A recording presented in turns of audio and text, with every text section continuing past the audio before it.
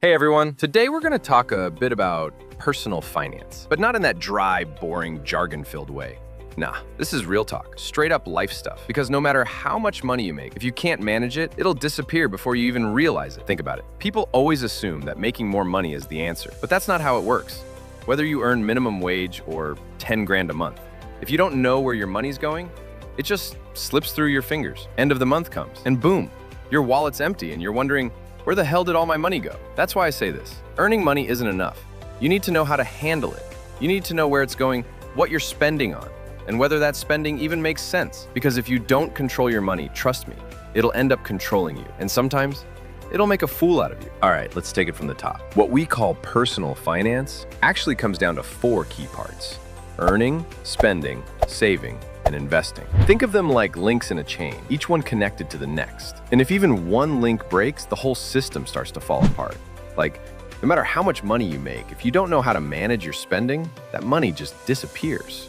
Or maybe you're great at saving, but you never invest. Well, over time, that money loses value. On the flip side, you might be trying to invest, but if you haven't saved anything solid, what exactly are you investing with? And if you're not earning in the first place, then there's no point in talking about the other 3. So these 4 parts complete each other. If even one is off balance, the whole chain loses its strength. That's why personal finance isn't just about making money or investing. It's about keeping all 4 parts in sync at the same time.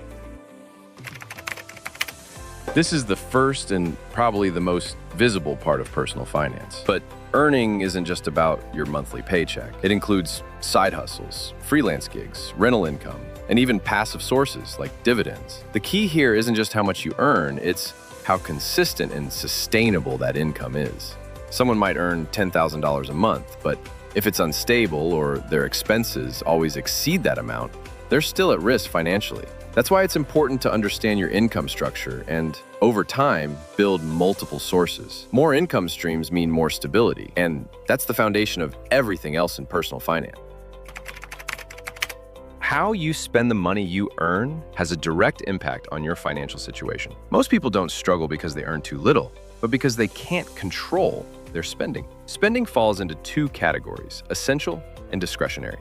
Essentials like rent, bills, and food are often seen as fixed, but in reality, small adjustments can reduce them. Discretionary spending, on the other hand, is based on personal choices, and this is usually where people go over budget without realizing it. If your income feels tight every month and you're not sure where your money is going, chances are you're not tracking your spending. That's why monitoring expenses, categorizing them, and cutting back when necessary is key to keeping your personal finance chain intact. Because if you can't manage your spending, you won't be able to protect your budget in the long run. The next crucial step after spending is saving. A lot of people think, I'll save whatever's left at the end of the month, but most of the time there's nothing left. That's why the smartest approach is to save first, then spend what remains. As soon as your income comes in, set a portion aside, then live on what's left. Saving isn't just for dreams or big plans, it's also your safety net for emergencies and unexpected expenses. Over time, the habit of saving builds financial discipline. Even small, consistent savings can make a big difference in the long run. Because saving doesn't just protect your money, it gives you peace of mind. Once you've saved some money, the next step is to protect and grow its value. And that's where investing comes in. Keeping your money in the bank alone, especially with inflation, means it slowly loses its purchasing power. Investing is how you make that money work for you. Investment choices vary from person to person. Foreign currency, gold, stocks, crypto, mutual funds, real estate, each comes with different levels of risk and return. That's why before investing, you need both a solid savings foundation and a clear understanding of where your money is going. Without knowledge and planning, investing can lead to loss instead of gain. So even though investing is the final link in the chain, it's also the one that requires the most caution.